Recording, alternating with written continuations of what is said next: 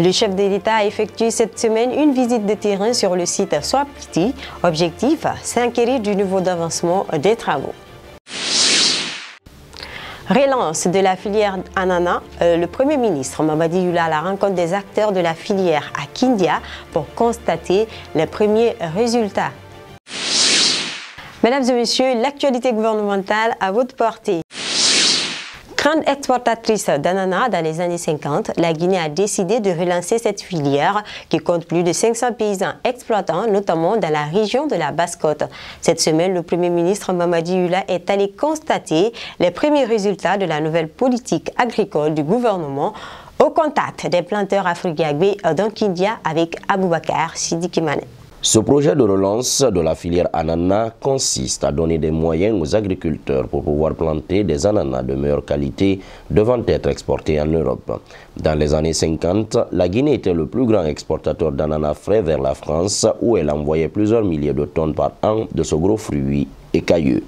Ici à Biton, district de la sous-préfecture de Friguiagbé à Kindia, nous sommes sur les terres de Ali Assouma, un des milliers de producteurs d'ananas affiliés à la Fédération des planteurs de la filière fruits de la Basse-Guinée qui bénéficie de l'appui du gouvernement guinéen à travers le bureau d'exécution stratégique. Nous sommes ici pour justement voir le résultat de ces initiatives. Et nous savons que la Guinée, pendant les années passées, notamment les années 50 et 60, était l'un des pays phares pour ce qui concerne la production d'ananas en Afrique. Et nous savons donc que ce potentiel existe, nous savons que les produits de la Guinée sont des produits appréciés de qualité. Nous nous sommes dit peut-être qu'en mettant l'accent sur cette filière, nous pouvons retrouver le rang qui était le nôtre, le rang qui était celui de la Guinée, c'est-à-dire le premier rang en termes d'exportation en Afrique. Le projet de relance de la filière ananas vise 650 hectares à l'horizon 2020 et une amélioration des rendements à hauteur de 50 tonnes par hectare. Les rendements moyens, justement, ici dans cette zone, étaient là aussi de l'ordre de 30 tonnes à l'hectare et nous visons une amélioration des rendements à hauteur de 50 tonnes à l'hectare. Alors tout ceci combiné devrait permettre d'accroître significativement la production à l'horizon 2020. À travers cette relance, le gouvernement ambitionne de booster l'exportation de l'ananas pour atteindre 2500 tonnes par an à l'horizon 2020 et permettre ainsi à l'ananas guinéen de trouver sa place sur les étals des marchés européens. À présent, l'actualité en bref. Le chef de l'État poursuit avec détermination sa politique énergétique. Accompagné du ministre de l'Énergie et de l'Hydraulique et plusieurs membres du gouvernement, le président Alpha Condé était cette semaine sur le site de Swapiti.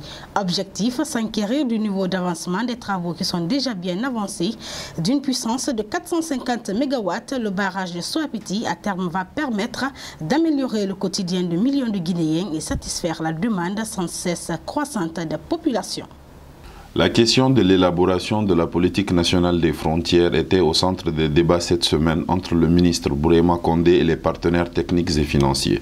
Objectif de cette rencontre, obtenir leurs appuis pour l'élaboration du document de la politique nationale des frontières de la Guinée.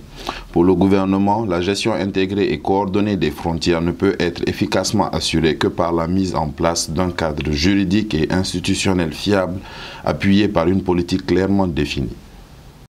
Le ministre des Pêches, de l'Aquaculture et de l'Économie maritime a reçu en audience cette semaine l'ambassadeur de la Turquie en Guinée. Les débats ont porté entre autres sur la coopération entre la Guinée et la Turquie dans le domaine de la pêche.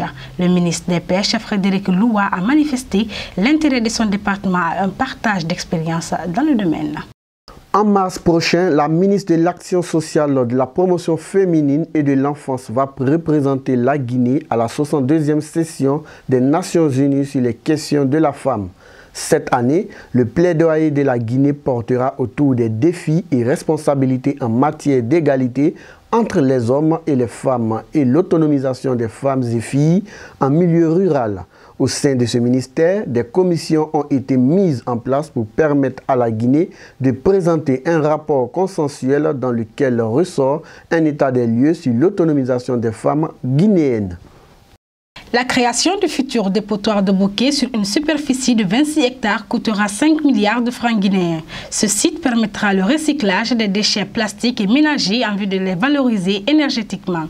La mise en œuvre de ce processus passe par une étude d'impact environnemental et social pour sécuriser les cours d'eau et les populations riveraines. C'est dans ce cadre que la délégation ministérielle a procédé à la remise des petits outillages au gouvernorat de Boké comme contribution à l'effort de la propreté de la ville. Un vaste programme de désenclavement des routes préfectorales et communautaires, des travaux d'entretien mécanisé est en marche dans toutes les préfectures du pays. Ces travaux font partie de la stratégie sectorielle du ministère des Travaux publics et du plan national de développement économique et social du gouvernement.